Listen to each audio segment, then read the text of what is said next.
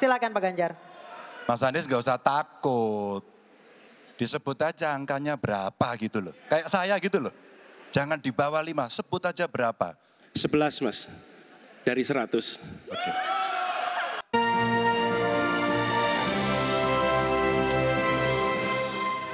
Dan selanjutnya kami persilakan calon presiden nomor urut 1 Bapak Anies Baswedan untuk bertanya kepada calon presiden nomor urut 3 Bapak Ganjar Pranowo. Waktu Bapak 1 menit, kami persilakan Pak Anies. Terima kasih Pak Ganjar. Pertanyaan ini terkait dengan kinerja Kementerian Pertahanan.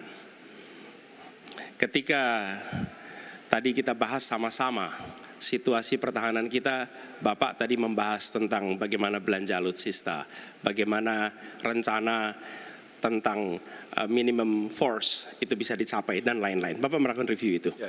Nah, di sisi lain, Bapak juga waktu itu pernah memberikan penilaian atas kinerja penegakan hukum di Indonesia. Bapak beri skor 5 atas kinerja hukum di Indonesia. Pertanyaannya sekarang terkait dengan pertahanan, berapa skor yang Bapak berikan atas kinerja Kementerian Pertahanan yang dipimpin oleh Bapak Prabowo? Silakan Pak Ganjar. Baik, masih ada waktunya Pak Anies? Cukup Pak Anies? Cukup. Baik, langsung saja kami persilakan Pak Ganjar untuk menjawab pertanyaan dari Pak Anies. Waktu Bapak 2 menit dimulai ketika berbicara, silakan. 5 juga. Saya punya datanya dan kemudian akan saya sampaikan. Maka di meja saya sudah saya siapkan data satu persatu. Namun demikian Mas Anies, tentu saja ada yang ingin saya sampaikan dari apa yang tadi sudah saya utarakan. Ketika kemudian kita ingin membangun sistem pertahanan kita, maka dalam perencanaan kita tidak boleh gonta-ganti. Kita mesti ajak, mesti konsisten. Kedua, kita mesti mendengarkan betul-betul dari seluruh matra. Maka seluruh proses perencanaannya harus bottom up. Sehingga saya ketemu dengan seseorang berpangkat cukup tinggi, Pak, kalau Bapak kasih persenjataan kepada saya yang tidak saya butuhkan, sudah saya siapkan museum untuk saya taruh di sana. Situasi seperti ini tentu tidak mengenakan. Tapi ini harus kita buka apapun kondisinya untuk perbaikan bangsa. Kritik, otokritik itu menyehatkan. Tidak ada kok rasa dengki di hati saya. Yang ada adalah bagaimana rasa cinta tanah air ini mesti kita wujudkan. Agar kemudian kita betul-betul bisa menjadi negara kuat di banyak area dan kita berbicara di dunia internasional disegani. Bung Karno pernah menyampaikan itu. Daulat politik itu wajib. Berdikari dalam bidang ekonomi mesti dituju. Dan kita punya kepribadian dalam kebudayaan. Sekarang daulat ekonomi pertahanan kita mesti kita tunjukkan. Maka ketika banyak perusahaan-perusahaan waktu itu yang sangat strategis dibikin, itu mimpi sejak dari lama pendiri bangsa agar kita menjadi negara kuat. Dan itulah yang sebenarnya kita-kita yang harus meneruskan itu. Begitu Mas Anies. Ya, makasih Pak Ganjar. Cukup Pak Ganjar, baik Pak Anies. Silakan menanggapi jawaban dari Pak Ganjar, waktu 1 menit Pak Anies, silakan. Jadi TNI, tentara kita, polisi kita, semua bekerja luar biasa di lapangan. Kita harus berikan rasa hormat dan terima kasih. Karena mereka mengerjakan hal-hal yang sulit, hal-hal yang berat.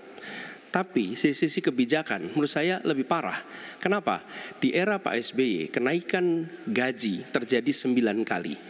Selama era ini hanya bernaik gaji 3 kali dan akan naik nanti tahun depan. Karena menjelang pemilu mungkin naik gajinya.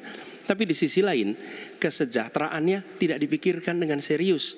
Tukin hanya 80%. Lihat Kementerian Keuangan, lihat Kementerian PUPR. Menteri-menterinya mengusahakan peningkatan tukin di mereka. Lalu kita lihat tadi alutsista yang bekas, yang itu resikonya adalah keselamatan dari TNI kita. Mereka bekerja keras menjaga setiap jengkal tanah Republik ini. Tetapi mereka tidak didukung dengan policy. Karena itu menurut saya skornya justru di bawah 5 Mas Ganjar. Kalau 5 itu ketinggian Pak Ganjar. Terima kasih Pak Ganjar. Baik, waktu habis Pak Anies. Pak Ganjar silakan jawab pertanyaan dari Pak Anies. Waktu Bapak 1 menit. Silakan Pak Ganjar. Mas Anies gak usah takut. Disebut aja angkanya berapa gitu loh. Kayak saya gitu loh. Jangan di bawah 5, sebut aja berapa. 11 Mas, dari 100. Oke. Ini sedikit ngajari kendel Mas Anies biar berani.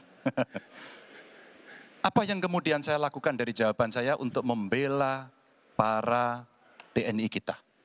Saya bersama mereka. Saya mendengarkan, saya berkeliling Indonesia, saya mampir bertemu di rumah-rumah mereka, di asrama-asrama mereka. Maka kami tidak mau kalau kemudian mereka, mohon maaf, bertempur dan mati sia-sia. Saya tidak rela. Maka itulah yang saya bela. Maka perencanaan bottom up itu betul-betul sebuah perencanaan yang mereka inginkan, mereka harapkan, dan mereka bisa menggunakan dengan sangat efektif. Termasuk pada soal kesejahteraan tadi yang disampaikan. Dan saya sepakat pada soal itu. Baik, terima kasih Pak Ganjar.